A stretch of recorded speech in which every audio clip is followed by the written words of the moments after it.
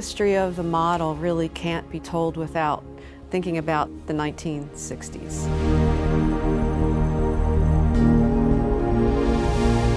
In April of 1968, Martin Luther King was assassinated. Cities erupted in violence. Started with the riots in San Francisco, then the riots in Chicago, and then all of a sudden, down the road in I-95, you could almost see the smoke clouds from Baltimore. National Guard had to be called out in many places. In a few, regular Army and Marines were called in to keep the peace. Philadelphia had experienced some riots, some protests, but nothing major. But it was a powder keg waiting to go off. There was a lot of issues going on within the city with gangs, with violence, with racial discrimination. Young people were just absolutely wild, with enormous amounts of anger. The inner city schools in particular were characterized with practically daily walkouts and demonstrations. Everybody wanted to do something, but they didn't know what. And it took somebody like Charlie Bowser to come in and say, I know where we're going to start. We need to redesign high school.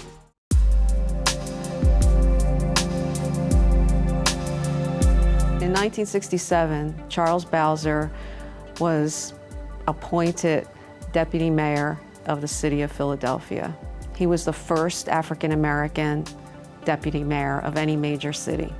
Charles really wanted to come up with a way of rethinking the schools. Charlie Bowser was the deputy mayor, and he was asked by Mayor Tate to organize a group of representatives from all youth-serving agencies, and I was asked to be the school district's representative. And one day I had lunch with Charlie Bowser after one of his meetings in City Hall, and Charlie began talking to me about this idea of forming high school academies. He would have students working in a small group together around a theme, and that the academic teachers and the elective teachers would work together to create real-life experiences for the students. He felt that the business community should be doing more to help the young folk in the community, from either after-school jobs all the way through summer jobs. He knew he couldn't do it by himself, and he went to his friend Lee Everett, who was the CEO of the Philadelphia Electric Company. I got involved because of my friendship with Charlie Bowser. Charlie's vision was to put an academy in every high school. And I said, Charlie, I think the way to start is to start with one, and if it works, we'll have a model. Lee said, let's take it to the worst school that we have, because if it works there, it'll work anywhere. The school district gave us a school to put it in. That was the Edison High School in North Philadelphia. Edison High School was the basket case high school of the city. The Board of Education in those cynical times made the decision to build a new Northeast High School, and they moved everything, all the memorabilia and most of the staff and everything else associated with Northeast High School out of the old building. And in their great wisdom, they created a new high school in the old Northeast High School building. So the only thing that was left in the building were the kids. Here was a school that was predominantly black and Spanish, and there were other ethnic minorities in the school at that time, very few whites. And they were saying, you stay here, we're going to move everything out of the school, and we're going to create a brand new high school here. I knew at that time that I was going to be going to Edison in the fall as the principal, and I said, I want the first academy. And so, with Bell Telephone's help and my company's help, we started to work on the Electrical Academy. We called it the Academy of Applied Electrical Science. And we agreed that we would try to identify the most at-risk kids in the school for this program, because the idea was to demonstrate that through this intervention, we could, sustain young people in high school through graduation. Lee Everett released one of his senior engineers to become a full-time business advocate for the program, Hank Koning. I had known Hank Koning for a long time because he was in our engineering department, and I asked him if he would look into this program. He met with the principal, Al Glassman. We weren't exactly going into a high school that was a bastion of academic strength in Philadelphia. 65% of every freshman class could be expected to drop out. The principals of junior high schools that fed into this high school gave the high school a list of students they felt were surefire dropouts. And that was the list Hank used to ask for volunteers to go into this new program to be called the Electrical Academy. That's where our first class of 30 some odd kids came from. One of the requirements was that I identify a teacher to be the lead teacher of the academy team. So I picked a teacher of electric shop, John Thompson. He was a low-key gentleman with terrific background in the electrical trades who had a nice way of dealing with these young people. And then we identified an academic team we were hopeful would stay with them the 3 years of high school. They didn't know it was project-based learning. They was just trying to find a way to blend academics with vocational education. They just figured, okay, we're going to have the lab, we're going to fix these rotary telephones, we're going to fix these meters. So they had to come together with all of the academic teachers. They didn't have a rubric, so if they fixed the meter, then that was considered a successful project. We didn't have any benchmark of whether we were being successful or not until we realized that the attendance was almost 100% and no dropouts. The question then became, how are we going to ensure that they come back to the school in September? So the team came up with the idea, we'll set up a factory in the school for the rehabilitation of electrical components. They were paid for the time they worked, and for most of them, that was the first job they ever had. Well, in September, they had the kids back. Hank and I thought, well, maybe it's time to start another academy. It's working.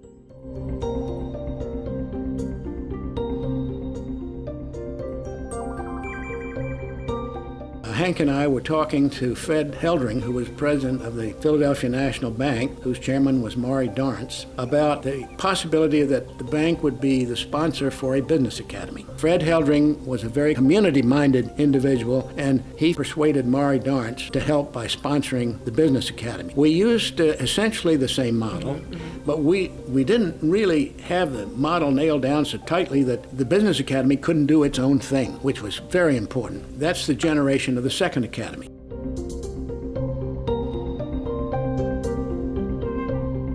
Hank and I began to talk to Bob Sharbaugh, who was chairman of Sun Oil. An automotive academy started because there were a lot of automobile dealers. They needed a lot of mechanics, a lot of body workers. Told him about the electrical academy, business academy. Bob said, look, I like the idea, but he said, I'd like to change the name from the Automotive Academy to the Academy of Automotive and Mechanical Sciences. And we started that one, and that was the third academy.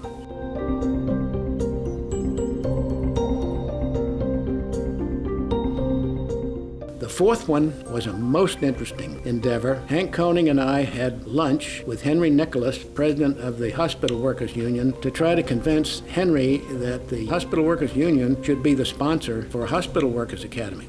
He agreed to do it, and the academy was scheduled for the Martin Luther King High School. And we had hospitals that were both unionized and non-union working together under the same banner to give those kids a good start in their education as healthcare workers. The first graduating class of the Healthcare Academy, every one of those kids went on to higher education of some sort.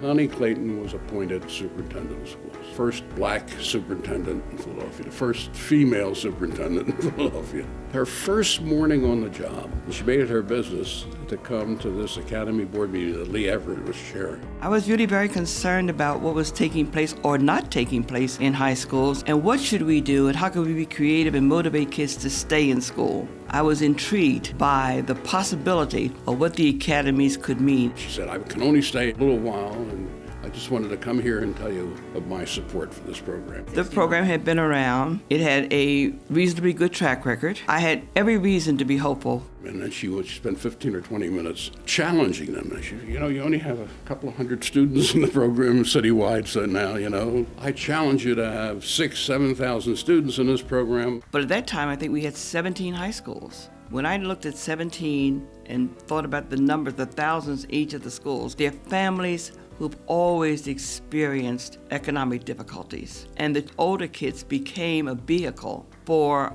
adding to the income of a family. But if our children didn't have skills, how are they going to hold a job? This program provided a reality orientation in terms of if you do this and you can do this. And children resonated to that. Something about the Academy program really turned the kids on. School began to have a meaning. The teachers were enthusiastic, the administrators were enthusiastic, and the business community was enthusiastic. And so I said, we need to multiply this. These powerful city leaders were so wowed by her. I was a firm believer then and am now that education is the responsibility of the total society. It seemed very logical to do an outreach to the business community to support children. She made the program her #1 priority. She attended all of our steering committee meetings, made certain that we had what we needed in the way of personnel. And I believe if it hadn't been for Connie, we would not have gone as far as we have.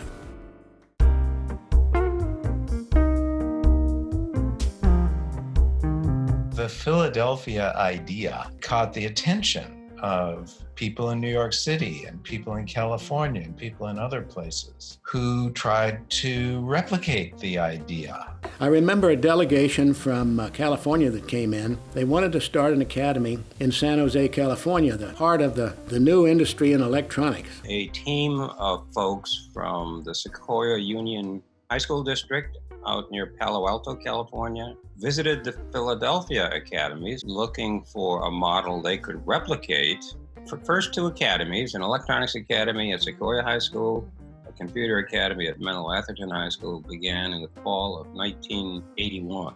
And after 3 years, after that, as that first class graduated, the dropout rate among academy students was virtually 0. And they all had plans for what they wanted to do after high school.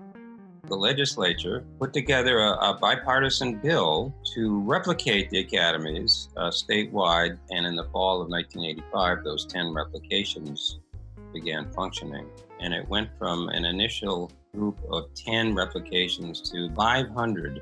It's an unusual creature to have an initiative happen in a school that not only survives 50 years, but then gets replicated in every other state in the country.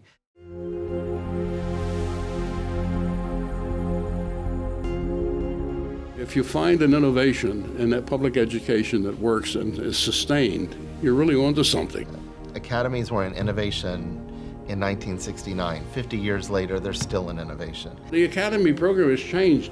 What has not changed is this partnership idea that these kids are not just the responsibility of the school system, but they're the responsibility of the entire economy. I believe the Academy had a great impact upon my life and how I viewed myself and my confidence as a student, as a person, as a woman. What it did for me, it was very propelling to the future. The academies, they get you ready for not just also college, they get you ready for out there. My big contribution was saying yes.